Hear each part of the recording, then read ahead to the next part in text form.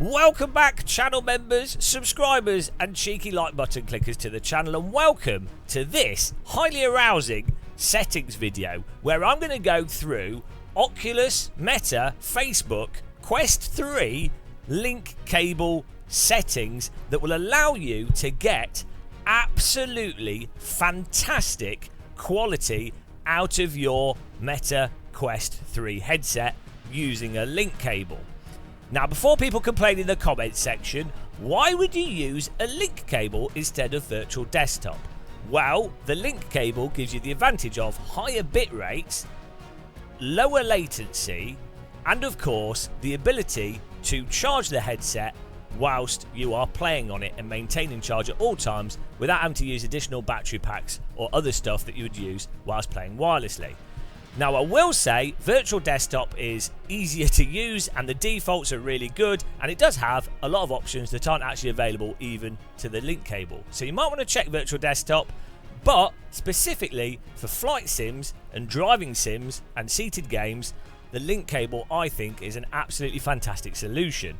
And I do think that Oculus, Facebook, Meta have made an absolute crime of it by having the default settings with the link cable be completely and utterly atrocious, which has led, I think, a lot of people to believe that the link cable is a lot worse than it actually is.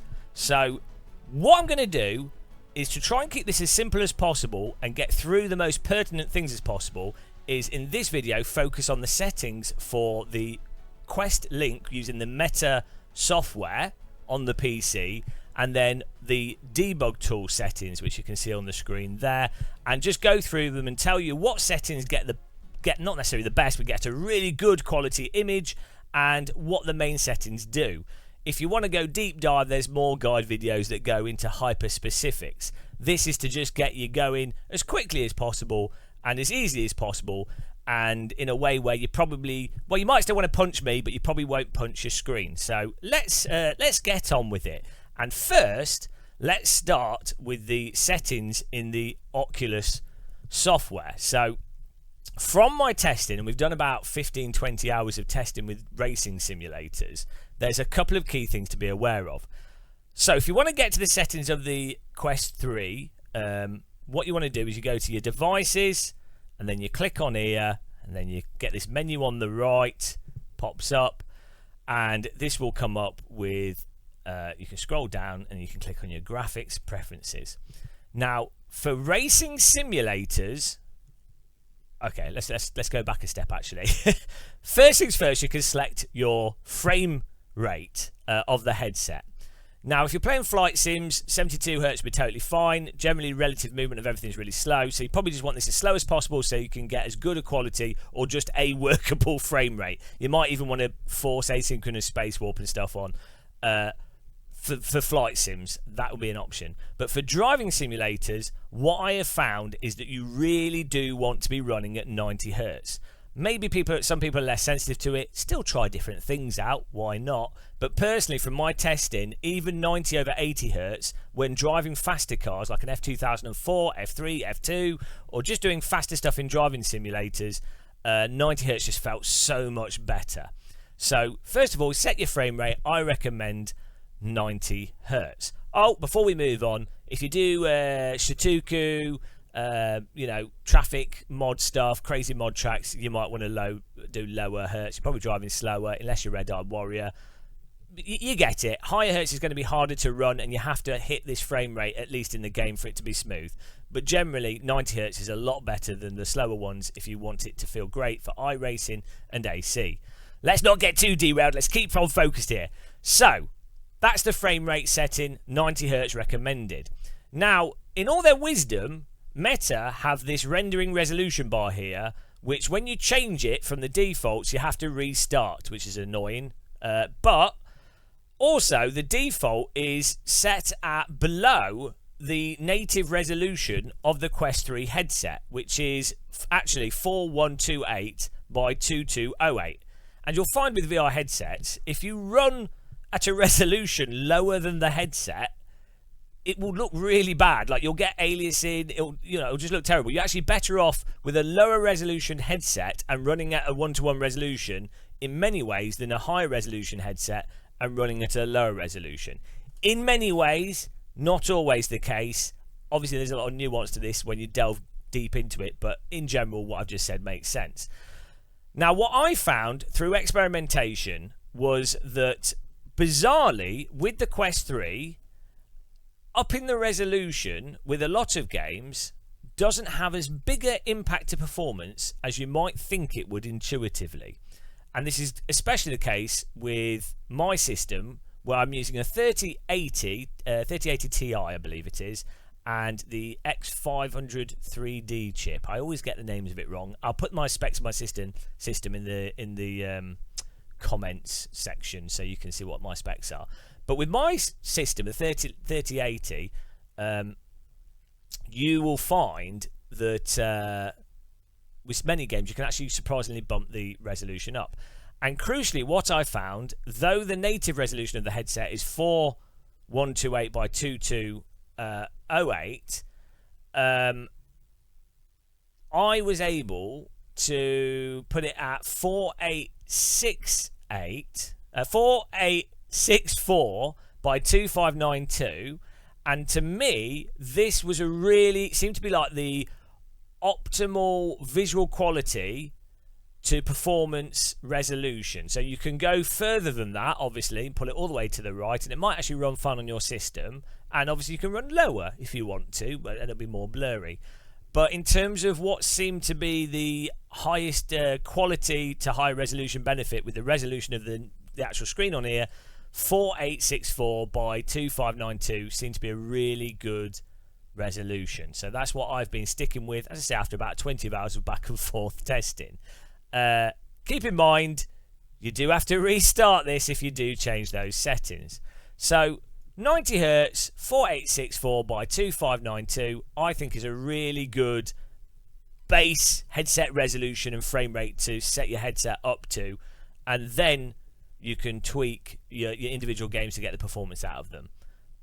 Again, just to reiterate, if you're having performance issues, if you struggle to get 90 Hz, or if you're struggling to get performance, I would probably say before changing the resolution, change the refresh down, see if you can hit that, and then start changing the resolution down, because clarity in VR, once you start getting blurry, you really are losing a lot of the awesome aspects of this Quest 3 headset, and just the clarity to me gives a lot of immersion, and in many cases I would compromise frame rate over clarity, but you know, there's going to be, it's give and take to what your preference is really. I mean, if your vision is not so good, or you've not got perfect eye quality, well then you could turn this down and you probably wouldn't notice. Right, that is the graphics preferences and a bit of a convoluted explanation as to my thinking for those graphics preferences in the Oculus software. So once you've changed the settings, you've got it to what you want, or these settings, you can just click OK and it will then apply them and it will reset the headset normally. Now, for all in all their genius, Meta have got this Oculus debug tool, which is vital, absolutely vital for getting good quality out of the link cable. This tool is hidden in your Meta or your Oculus folder. You can just search for it and you'll find it and load it, and you can then set these settings, which are really important settings for getting your link cable to look good. Now, I'm not going to go through every setting, but the ones that are really important for driving racing simulators and getting them to feel good and run well are to disable PC asynchronous space warp, because when it goes from no space warp to space warp, you get a judder. So if you happen to just dip a frame below 90 Hz, you get a really obvious judder. So turn that off. The only time you would have asynchronous space warp forced on is maybe if you're playing flight simulators, or maybe if your computer really cannot hit even 75 or 80 or 90 Hz at all with the settings you want, then you might want to force space warp on. But generally, you want to disable it and turn the graphics down in the game so that you're never using space warp. That's what I found for absolute raw, consistent, high quality image. Now, the other big settings are to change or force the video codec to H.264. So generally, H.265 is arguably more efficient. Well, it encodes high quality at a lower bit rate, but it does require a little bit more encoding effort. But that doesn't necessarily matter if the encoding is done directly on the GPU. However, because we're using a cable and bitrate doesn't really matter so much with our certain configuration here, you might as well just use H.264, and it seems to work great, and that's what we've gone with. You could probably make arguments for either. By all means, be my guest and try either, but H.264 is quite tried and tested, and as I say, with the bit rates we're using, it looks great and it should be fine anyway. The other setting to change would be the encoder dynamic bitrate. Now, again, in all their wisdom, by default, this is enabled. And you'll find when you're driving, if you're playing a rally game, or if you're driving a track with lots of, if it rains, or if there's lots of trees and stuff happening, or there's lots of noise, dynamic bitrate will cause the image to just go absolutely mental. It will look terrible, especially if you were running lower bit rates. But even at the higher bit rates, it seems to cause some like weird noise issues. So it's better with it disabled whilst using the link cable. These settings and the defaults of these make sense if you were using some form of air link, but not if you're using a link cable. So disable encode dynamic bitrate. Then you want to set the encode bitrate to anything. You can set it to anything above 500 really. So by default, or you can type 500 into this as a maximum if you're going to type it in, but if you want to get 900 in there and max it out, you have to type into a window on your PC, obviously, and then copy and paste the number in. Again, that really makes sense, doesn't it, Meta? great design. Now the reality is the quality difference between 500 to 900 is really, in most cases, going to be utterly negligible perceptively. You know, I think maybe like, yeah, okay, there will be some difference, but when you're using H.264 at a resolution of 4864 by 2592 at 90 hertz, there's going to be a certain point where more bitrate doesn't really equal higher quality. Like if you've got a JPEG image, let's say you had a 1080p JPEG image, you could save it as a 2 megabyte file or a 5 gigabyte file. Both will look exactly the same because you've passed the thresholds of where compression really makes much of a difference. So regardless, you might as well set it to 900. I didn't really notice any performance differences running at 900 versus 500. But as I say, it doesn't really make that much difference. Anything above 500 or 500 itself should be fine. You'll notice if you go below like 300, that's where you start getting issues with it looking really bad. The link cable itself, I think, can handle 300 megabits per second. I think the link cable can do about either it's 6 gigabits or it's 3 gigabits. A gigabit has, you have to divide it because there's 8 bits per byte. It all gets very confusing. Get a calculator out. But either way, I think 900 megabits per second is about 100 megabytes per second in terms of actual data rate, which the cable can handle. The computer should be able to handle, so it's not a problem. Outside of that, another crucial thing to set is the link sharpening. And that's because by default it's set to disabled. which looks terrible. It looks so blurry, it's ridiculous. Even the quality setting still looks really quite blurry. Now if you set it to normal, you will get a really nice quality image. You might notice stuff like aliasing more in games, and you might need to run more anti-aliasing to accommodate that. And also you will find that some games have their own sharpening filter built into them. iRacing does, for example, Or there's some tools like OpenXR, which you can Google and look into that if you want to. They have sharpening options as well, which might work better or look better than this default link sharpening. So you might want to disable this and use those for sharpening. But, you know, if you're really just trying to get going and you want to not think about it too much, you can just use this link sharpening on normal, and it actually looks really fine, to be honest. Across most games, you'll be happy. Now, those are the main, the settings I just went through are the really most pertinent ones for quality and getting it to look nice on your headset when playing driving sims. A quick mention, you can do visible HUD, and you can set that to performance and then performance summary here. And what that will do is you'll get a separate HUD overlay on your headset that's very obvious, and that will let you know if you're dropping frame rates or if there's stutter happening, and where that stutter's occurring, and frame timing and details. So that can be quite handy for you to diagnose if your settings are too high in a game, or if there's still stutter occurring when your frame rate looks good in the game, or you know, something else. This can be a good way of working out that, oh yeah, something is actually dropping frames.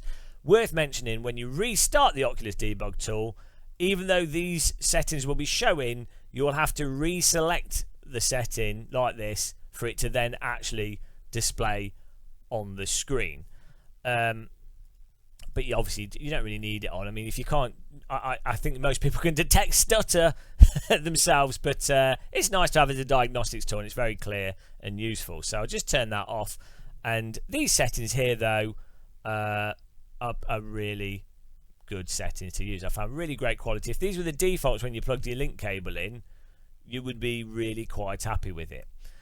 Now, I'm a little bit reluctant to mention it here, but I will mention it here because whilst we are here, you can also adjust this FOV tangent multiplier, which allows you to, you can use like 0.9 here or 0.7 or whatever number to under render onto the headset. So if your headset's further away from your eyes, so you're using glasses or something, so you can't see the edges of the screen, you can't see the full field of view in the headset, you might as well run these settings at 0.8 or 0.9, because you can't see the edge of the screen anyway, so why bother rendering it? The problem is, if you've got good eyesight and you've got the headset on really close to your head, and you're using like a Bobo VR headset or a Desktech head strap, and you're using a facial interface that allows you to get close to it, or you're not using a facial interface, you can see the whole screen, turning any of these down will mean that you'll have like a letterbox. So there's lots of guides on the internet saying, oh, turn the FOV tangent multiplier down for high performance. And it's like, well, yeah, you will get high performance, but you're also rendering a smaller image. So maybe you don't want to do that, but just be aware that you might actually end up cropping it, and some of the guides out there on the internet are a little bit mental. You can also do the opposite thing with this, and this is the original use for this, I believe, was that you can run at like extra FOV for different horizontal or vertical. And the reason you do that is for the Oculus mirror and the output, if you were then recording stuff from the headset and you wanted viewers to be able to see more. So if you're doing live streaming and maybe you want a wider field of view for the Oculus mirror, for whatever you're playing, to make it more comfortable for live stream viewers, then the FOV tangent multiplier on a high setting might make sense. Oh my goodness, we're already 18 minutes into this video. I really was trying to keep this as quick as possible. But all said and done then, as I say, my specs on this system is it's the AMD 5700 3D chip. I'm going to get it wrong. I always get it wrong. I'm supremely dyslexic, so these sorts of things I can't keep in my head. The specs of my system are under this video, but 3080 with the 2-year-old AMD 3D chip, and these settings and the resolution settings, 90Hz, 4864, 2592, have meant that this headset on my PC, visual quality wise, looks better than when I've used like a Vario Aero and other very high resolution headsets. And you really wouldn't notice that you were using a link cable. It feels like you've got it plugged into a HDMI port. I'm surprised how good it is. Again, The link cable can be a bit finicky. The charging on the link cable, this one, I've got a link in the description to this, my Amazon link if you want to use it. This one can be a bit finicky. There might be other better link cables out there. I've found it's worked for me. I've had to unplug it and plug it in a couple of times sometimes when I see the charge going down. But yeah, it's not as seamless as HDMI, just plugging things in, but the actual end result, when it works, is absolutely fantastic. Now, obviously, you do have individual games and individual game settings, but for this video I don't want to go into that because this is already getting to 25 minutes long. The point of this video was just for those, the Oculus settings and the Oculus debug tool settings. So hopefully with these settings you can then go and mess around in your games and do whatever you want, but you'll find with these settings things will look really nice and clear, and it's a great start point. So there, thank you for watching this. I'm sure your life is now better. Let me know in the comments if this helped you. If you have any suggestions in the comments for settings you found particularly good, and not settings that you're just regurgitating from other YouTubers that haven't necessarily tried stuff, but stuff that you've tried yourself and you've genuinely found it really good, let me know in the comments. If you tell me in the comments that virtual desktop is way better, you shouldn't bother with this, please